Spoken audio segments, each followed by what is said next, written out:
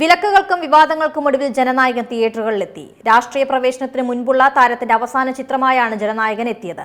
തിയേറ്ററുകളിൽ വിജയാരാധകർ ചിത്രം ആവേശമാക്കി മാറ്റി. പാട്ടും മേളവും പടക്കങ്ങളുമായി തിയേറ്ററുകൾക്ക് മുന്നിൽ വലിയ ജനസാഗരം. വിജയാരാധകർ റിലീസ് ഉത്സവമാക്കി. രാജ്യത്തിനകത്തും വിദേശത്തുമായി 2500 തിയേറ്ററുകളിലാണ് ചിത്രം പ്രദർശനത്തിനെത്തിയത്. വിജയുടെ സിനിമാ ജീവിതത്തിലെ അവസാന ചിത്രമെന്ന വിശേഷണമാണ് ചിത്രത്തിനുള്ളത്. ആദ്യ ദിനം മികച്ച പ്രതികരണമാണ് ലഭിക്കുന്നത്. 3.25 മണിക്കൂർ ദൈർഘ്യമുള്ള ചിത്രമാണ്. ആദ്യ ദിനത്തിലെ ആവേശം കണക്കാക്കുമ്പോൾ ബോക്സ് ഓഫീസിലും ജനനായകൻ മികച്ച തുടക്കം കുറിക്കുമെന്ന പ്രതീക്ഷയിലാണ് അണിയറ പ്രവർത്തകർ.